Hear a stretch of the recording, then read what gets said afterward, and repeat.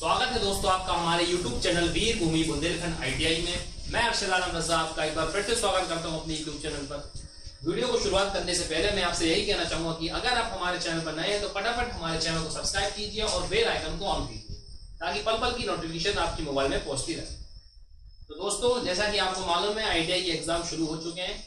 आज 3 सितंबर की आज पहला एग्जाम था ITI का और धीरे धीरे करके सभी बच्चों का एग्जाम शुरू हो रहा है। उम्मीद करता हूँ आपको इंफॉर्मेशन मिल गई हो ऑफिस से। ठीक, अब हमारी जो पढ़ाई चल रही थी तो भैया जो चैप्टर चल रहा था वो चल रहा था DC परिपथ एवं संबंधित नियम। आपका जो चैप्टर में थोड़ा आप ये ध्यान रखिएगा, आपका जो पेपर आएगा वहां पे मैंने बता दिया था कि पेपर जो आपका होगा वो तीन पार्टों में होगा, part A, part B, part C. ठीक, पार्ट ए में आपकी थ्योरी होगी, पार्ट बी वर्कशॉप कैलकुलेशन और आपका वो हो जाएगा एम्प्लॉयबिलिटी स्किल, पार्ट सी हो जाएगा। ठीक, वर्कशॉप कैलकुलेशन और एम्प्लॉयबिलिटी स्किल आप खुद से कर सकते हैं, उसकी ज्यादा टेंशन न लीजिए क्योंकि उसमें 10th लेवल तक की साइंस और 10th लेवल तक की मैथ आएंगी और जो चैप्टर मैंने कराए हैं उसी में से आपका काम हो जाएगा, कोई दिक्कत नहीं होगी। रही बात आपकी थ्योरी की, तो ज्यादातर आप ध्यान रखिए कि आप थ्योरी थोड़ा पढ़ लीजिए, MCQ क्वेश्चन आप कर लीजिए क्योंकि MCQ क्वेश्चन में सिर्फ आपको 40 क्वेश्चन है। 40 क्वेश्चन में आपको पासिंग मार्क्स लाना है, कोई नेगेटिव मार्किंग है नहीं। ठीक है ना। तो जो आपका जो पोर्टल पे जो डले हुए हैं टेस्ट, उसको टेस्ट लगाने की एक बार प्रैक्टिस कीजिए किस तरह के क्वेश्चन आ रहे हैं। और मार्केट से आप MCQ क्वेश्चन भी खरीद सकते हैं, बुक वाली आती है, रजिस्ट्रेड से आवा हो तो वो कर ले तो काम हो जाएगा। बाकी तो मैं अपने जो क्लास चल रही है वो तो कंटिन्यू चलेगी। ठीक, तो अपना जो चैप्टर चल रहा था वो चल रहा था DC परिपथ एवं संबंधित नियम। DC परिपथ एवं संबंधित नियम में अभी तक हमने क्या पढ़ा? हमने सबसे पहले क्या करा, हमने पहले AC DC धारा को जाना कि AC DC धारा होती क्या है। ठीक, AC DC धारा हमने समझ ली थी, फिर उसका परिपथ पढ़ा कि विद्युत परिपथ क्या कहलाता है। विद्युत परिपथ की बात हमने जाना कि DC परिपथ क्या होता है और DC परिपथ में कितने प्रकार के होते हैं, समांतर क्रम, श्रेणी क्रम, खुला समांतर क्रम। ठीक है, ये सब हमने जानकारी ले ली थी। अब जो हमारा चैप्टर का अगला टॉपिक था वो था DC परिपथ से संबंधित नियम, यानी जो हमारे नियम आएंगे, जितने ये DC परिपथ पे नियम काम कर रहे हैं वो हम सभी नियम इसमें पढ़ेंगे। ठीक, तो हमने जो लास्ट क्लास पढ़ी थी उसमें हम क्या कवर कर रहे थे, हम पढ़ रहे थे ओम का नियम। ठीक, क्या हमारी क्लास थी, जो हमारा लास्ट टॉपिक था ओम का नियम, इसी को हम दोबारा कवर करेंगे और इसको अच्छी तरीके से पढ़ेंगे क्योंकि मैंने कहा था कि एग्जामिनर जो क्वेश्चन बनाता है वो काफी क्वेश्चन बनता है इस चैप्टर से, इस टॉपिक से। बहुत इंपॉर्टेंट चैप्टर है, यानी बहुत इंपॉर्टेंट टॉपिक है ओम का नियम। ठीक, तो हमने इसके बारे में क्या क्या जानकारी प्राप्त कर ली थी। तो सबसे पहली बात है कि ओम का नियम दिया कब दिया। ठीक है, ओम का नियम दिया किसने? तो एक जर्मन वैज्ञानिक थे। ठीक, थोड़ा रिपीट कर देता हूं जिससे आपको याद हो जाए कि जर्मन वैज्ञानिक थे जिनका नाम था GS ओम। क्या नाम था? GS ओम। उन्होंने इस नियम को प्रतिपादित किया। अगर वो आपसे पूछ ले कि ओम का नियम किस वैज्ञानिक ने दिया, तो एक जर्मन वैज्ञानिक थे GS ओम, उन्होंने ओम का नियम दिया। ठीक, अब वो आपसे पूछ ले कि ओम का नियम किस सन में प्रतिपादित किया गया, तो सन 1827 ईस्वी में। सन 1827 ईस्वी में ओम का नियम दिया गया था। क्या दिया गया था? सन 1827 ईस्वी में ओम का नियम दिया गया था। किसके द्वारा दिया गया था? जर्मन वैज्ञानिक GS ओम के द्वारा दिया गया था। ठीक, अब आपसे ये भी पूछ लेता है, अगर वो आपको क्वेश्चन घुमा के दे कि वो क्या है कि ओम का नियम किस परिपथ पर काम करता है, AC परिपथ पर, DC परिपथ पर, AC DC दोनों पर, या नन ऑफ दिस, इनमें से किसी नहीं। तो आप ध्यान रखिएगा जो ओम का नियम है वो किस परिपथ पर काम करता है, वो DC परिपथ पर काम करता है। ये जो मैं पॉइंट बता रहा हूं इसी से छोटे छोटे क्वेश्चन बनते हैं, तो इसको आप सुन लीजिए, ध्यान से आप लिख लीजिए। ठीक है, तो ओम का नियम है जो किस परिपथ पर आधारित है, वो आपका DC परिपथ पर आधारित है। ठीक, DC परिपथ पर आधारित है। ठीक, इतना तो हमने क्या करा था, हमने पिछली क्लास में भी कवर कर लिया था कि ओम का नियम जर्मन वैज्ञानिक GS ओम ने दिया था, सन 1827 ईस्वी में दिया था। ओम का नियम किस परिपथ पर आधारित है?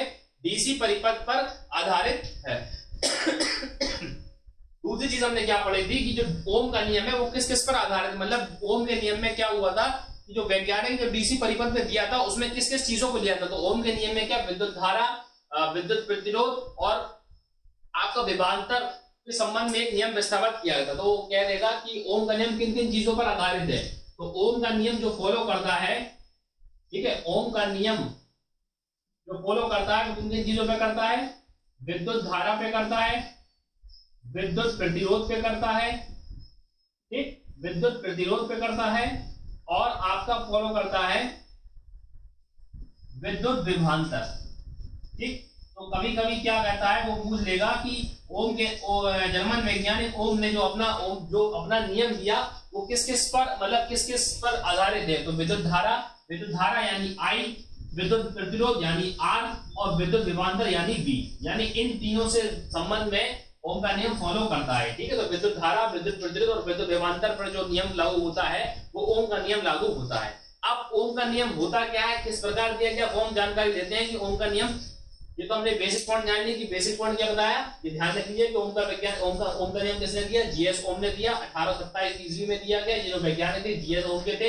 ओम का नियम किस परिपथ पर आधारित है, डीसी परिपथ आधारित है। ओम का नियम किन किन चीजों में फॉलो करता है, यानी विद्युत धारा पे फॉलो करता है, विद्युत प्रतिरोध और विद्युत विभवांतर पर फॉलो करता है। ठीक, अब ओम का नियम था क्या एक्चुअली, वो जान लेते हैं कि ओम का नियम है क्या। ठीक, ओम के नियम को समझते हैं हम। ठीक, तो ओम का नियम क्या है, ओम का नियम क्या कहता है कि इस नियम के अनुसार क्या, कि निम्न तापमान, ठीक, निम्न तापमान पर किसी भी डीसी वैद्युत परिपथ में, नियत तापमान पर किसी भी डीसी वैद्युत परिपथ में, ठीक है, किसी भी वैद्युत परिपथ में प्रतिरोध जो होता है, किसी भी डीसी परिपथ में किसी प्रतिरोध के स्वरूप पर उत्पन्न होने वाला विभवांतर, ठीक है, उत्पन्न होने वाला विभवांतर जो होता है वो उस प्रतिरोध में प्रवाहित होने वाली धारा के समानुपाती होता है। ठीक है, अनुक्रमानुपाती होता है। ठीक, क्या कहा, एक बार फिर बताता हूं कि नियत तापमान पर किसी डीसी वैद्युत परिपथ में, कौन से विद्युत, ये ध्यान रखना, जो विद्युत परिपथ कौन सा होगा, डीसी होगा। ठीक है, डीसी विद्युत परिपथ में प्रतिरोध जो होता है, डीसी परिपथ में जो प्रतिरोध होता है वो उसके स्वरूप पर उत्पन्न होने वाले विक्रम है, उसके स्वरूप पर उत्पन्न होने वाले विभवांतर तथा उसके प्रवाहित होने वाली धारा के क्या होता है, अनुक्रमानुपाती होता है। ठीक, तो क्या ध्यान रखना, जो आपके जो होगा वो क्या होगा, ये होगा कि जो आपका विभवांतर है और जो आपका जो विद्युत धारा है उसके अनुक्रमानुपाती होता है। ठीक, समझ में आया, क्या कहोगे आप कि नियत तापमान किसी भी डीसी वैद्युत परिपथ में प्रतिरोध के स्वरूप पे उत्पन्न होने वाला विभवांतर, ठीक, किसी भी डीसी परिपथ में प्रतिरोध के स्वरूप पर उत्पन्न होने वाला विभवांतर उसमें बहने वाली विद्युत धारा के अनुक्रमानुपाती होता है। किसके अनुक्रमानुपाती होता है, विद्युत धारा के अनुक्रमानुपाती होता है। ठीक, तो इस नियम के अनुसार क्या होता है, ध्यान रखिए, इस नियम के अनुसार, हालांकि नियम आपसे नहीं पूछेगा, वो आपसे फॉर्मूला पूछ सकता है कि फॉर्मूला क्या है, इसको मैं बताता हूं। नियत तापमान का मतलब है तापमान स्थिर हो। ठीक है, नियत तापमान पर किसी डीसी विद्युत परिपथ में,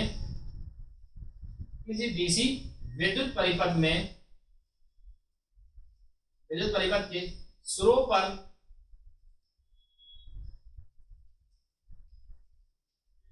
विद्युत परिपथ के प्रतिरोध के स्वरूप पर उत्पन्न होने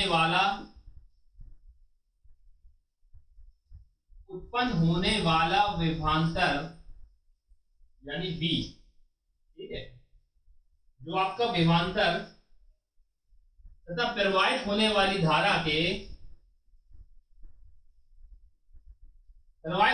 धारा यानी I के अनुक्रमानुपाती होता है।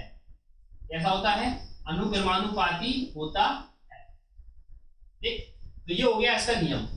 क्या नियम होगा कि किसी भी तापमान पर, यानी नियत तापमान पर डीसी विद्युत परिपथ में, नियत तापमान होगा, परिपथ कौन सा होगा, डीसी होगा, उसके स्वरूप पर प्रतिरोध के स्वरूप पर उत्पन्न होने वाला विभवांतर जो होता है वो उसमें प्रवाहित होने वाली धारा के अनुक्रमानुपाती होता है।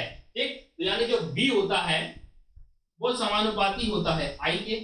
ठीक, V जो होता है वो होता है I के, और V बराबर, जो इसको हटाते हैं तो बन जाता है V बराबर IR। ठीक, इसके अनुक्रमानुपाती होता है, तो ये हो गया अनुक्रमानुपाती या समानुक्रमानुपाती। बात एक हो गई। ये देखिए, ये विभवांतर है, एक बात बताता हूं, तो V होता है वो अनुक्रमानुपाती होता है I के। इसके होता है V अनुक्रमानुपाती I।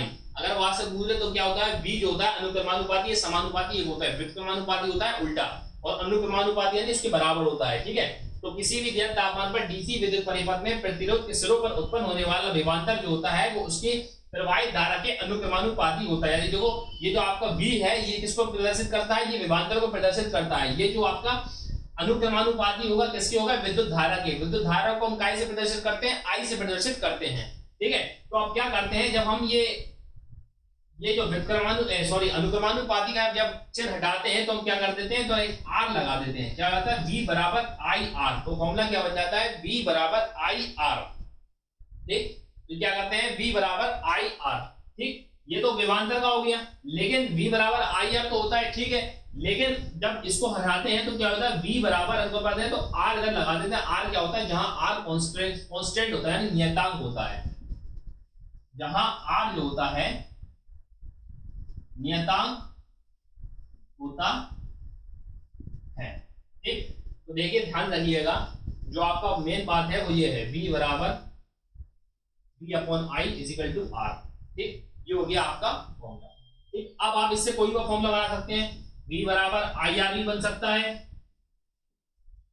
ठीक, V बराबर IR भी बन सकता है, और R बराबर V/I तो है ही।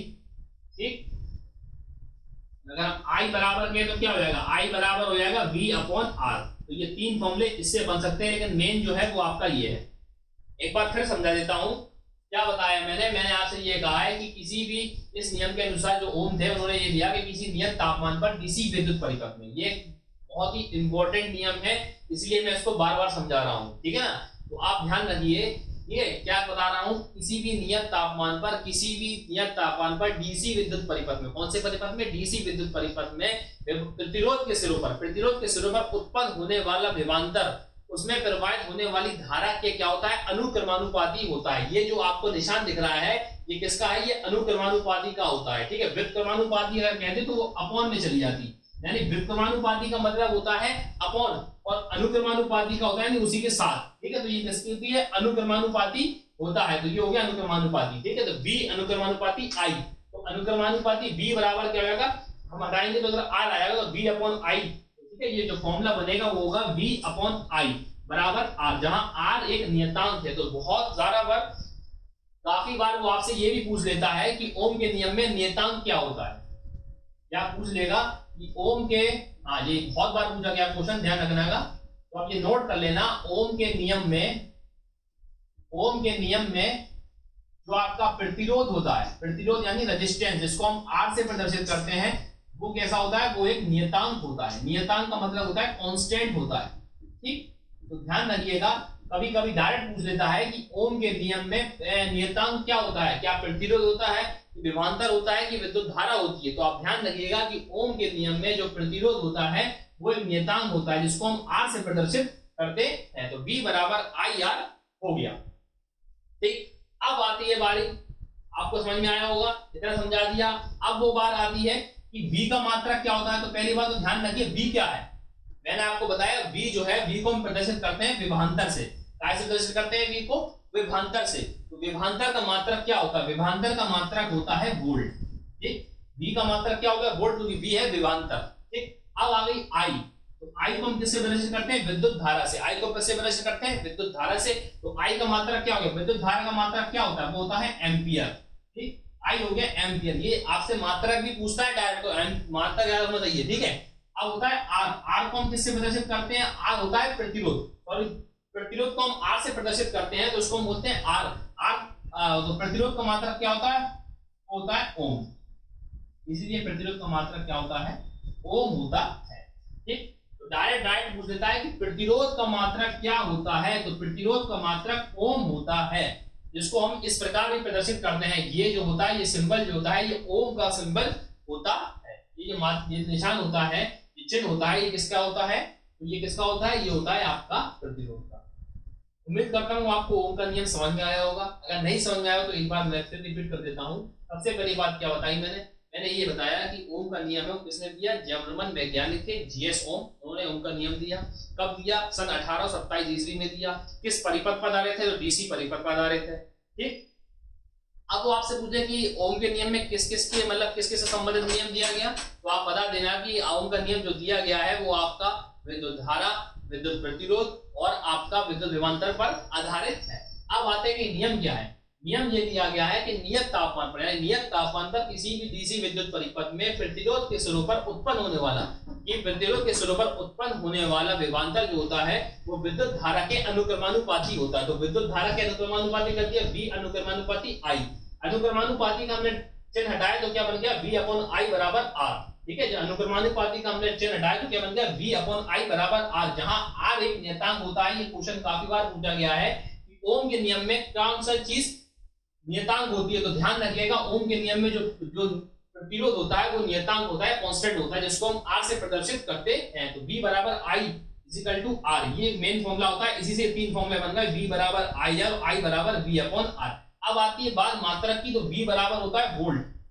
ठीक है, V का मात्रक होता है वोल्ट। V को हम किससे V का को प्रदर्शित करता है, विभवांतर को प्रदर्शित करता है। I किसको प्रदर्शित करता है, विद्युत धारा को हम कैसे नापते हैं, एम्पियर से।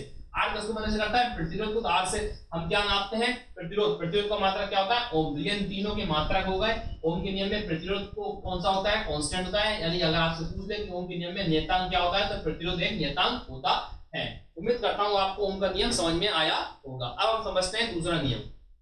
अब एक बात आती है, कुछ इंपॉर्टेंट पॉइंट आते हैं कि ओम के नियम का अनुप्रयोग, कहां का इसका अनुप्रयोग होगा। ठीक, इससे भी ज्यादा क्वेश्चन बन जाते हैं, ध्यान रखना। तो ओम के नियम का अनुप्रयोग, तो मैंने अभी आपको बताया कि ओम के नियम का जो आपका प्रयोग होगा वो हमेशा डीसी परिपथ में ही होगा। ठीक, तो ओम का नियम किस परिपथ पर काम करता है, सबसे बड़ी बात। तो ये बात ध्यान रख लीजिए कि ओम का नियम का प्रयोग जो होगा वो डीसी परिपथ पर ही,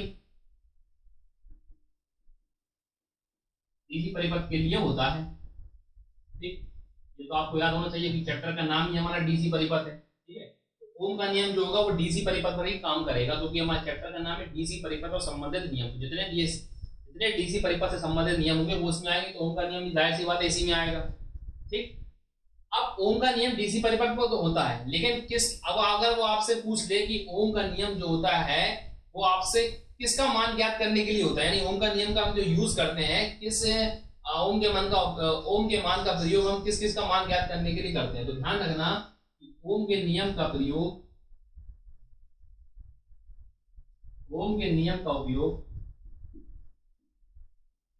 विद्युत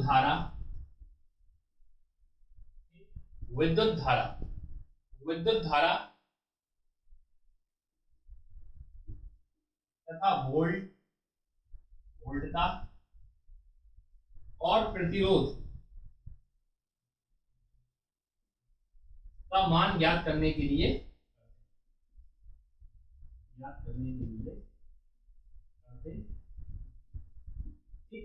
तो आपके सामने वो क्वेश्चन को इस प्रकार भी कह सकता है कि ओम का नियम निम्नलिखित में से किस पर निर्भर नहीं करता। तो आपको मालूम है कि ओम का नियम जो होता है किस पर निर्भर करता है, एक तो विद्युत धारा यानी I, विद्युत वोल्टता यानी विभवांतर यानी V, और प्रतिरोध यानी R। ठीक, इस पर निर्भर करता है। विद्युत धारा को हम काय से नापते हैं, एम्पियर से। विभवांतर को हम काय से नापते हैं, वोल्ट से।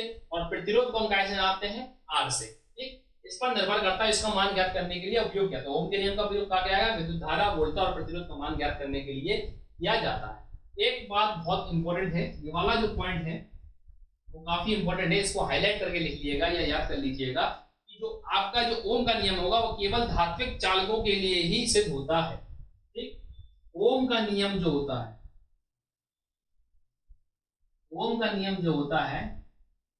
वो केवल धात्विक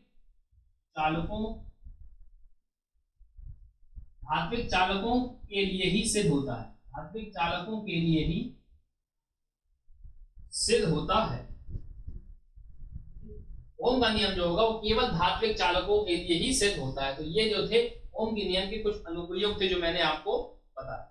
ठीक, उम्मीद करता हूँ आपको ओम का नियम समझ में आया होगा। तो ओम का नियम ये हमारा कंप्लीट हो जाता है। ओम का नियम मैंने सारी जानकारी दी। अनुप्रयोग क्या होगा, जो डीसी परिपथ पर काम करेगा। दूसरी बात, किस का मान निकालने के लिए ओम का नियम यूज करते हैं, तो विद्युत धारा, विद्युत वोल्टता और विद्युत प्रतिरोध का मान ज्ञात करने के लिए हम ओम के नियम का प्रयोग करते हैं।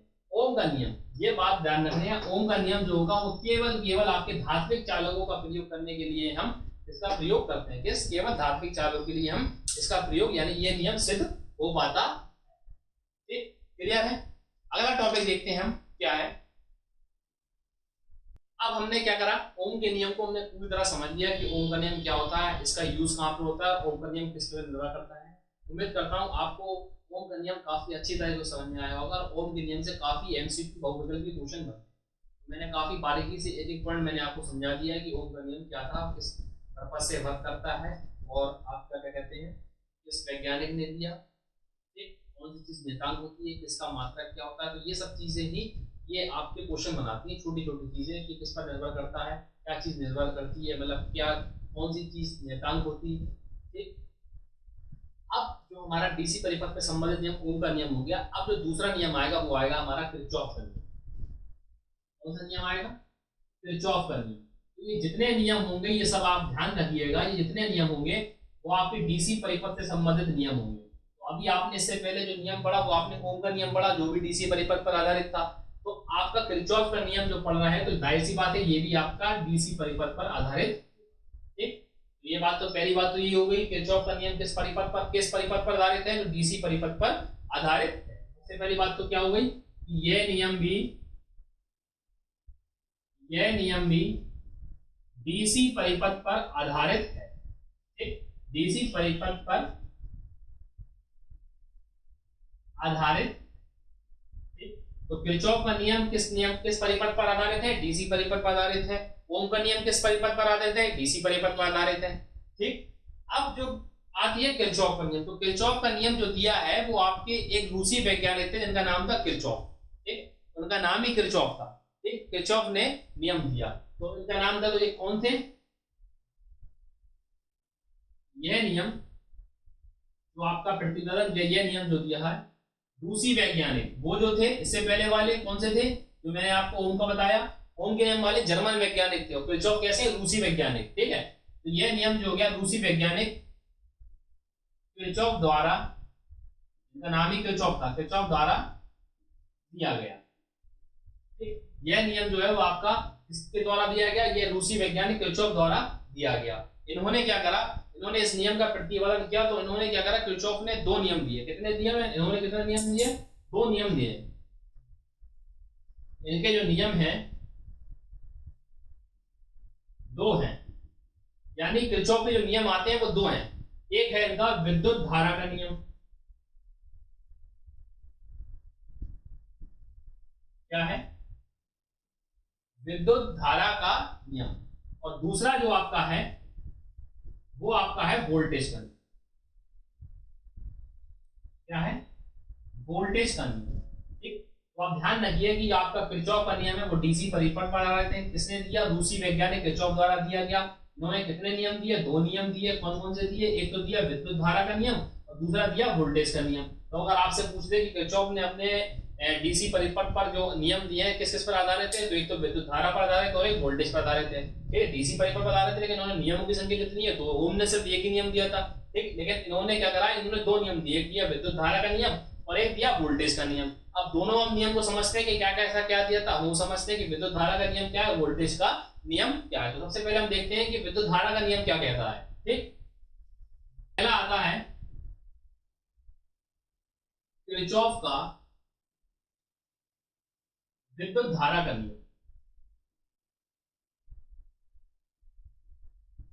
ठीक, तो पहला नियम क्या आता है? किरचॉफ का विद्युत धारा का नियम। ठीक, तो विद्युत धारा का नियम क्या कहता है? विद्युत धारा का नियम जो कहता है वो कहता है कि इस किसी भी डीसी परिपथ में, क्या किसी भी बंद डीसी परिपथ में, कैसा परिपथ? डीसी जो परिपथ होगा वो बंद होगा। किसी भी डीसी परिपथ में चालकों के संगम या नोड, ठीक है, चालकों का संगम जो होता है वो विद्युत धारा के बीजगणितीय योग का मान शून्य होता है। क्या कहा मैंने? कि किसी भी बंद डीसी विद्युत परिपथ में, कैसे परिपथ में? किसी भी बंद विद्युत डीसी परिपथ में, किसी बंद डीसी विद्युत परिपथ में जो आपकी विद्युत धारा का मान होगा, चालकों द्वारा विद्युत धारा का मान का जो नोड होगा वो विद्युत धारा के कुल बीजगणितीय योग के मान के शून्य होता। ठीक, तो ये नियम था। क्या दिया? किसी भी बंद विद्युत परिपथ में, क्या किसी बंद विद्युत परिपथ में चालकों के संगम या नोड जो भी कह सकते हैं, उनका विद्युत धारा का जो बीजगणितीय योग होता है वो शून्य होता होता है।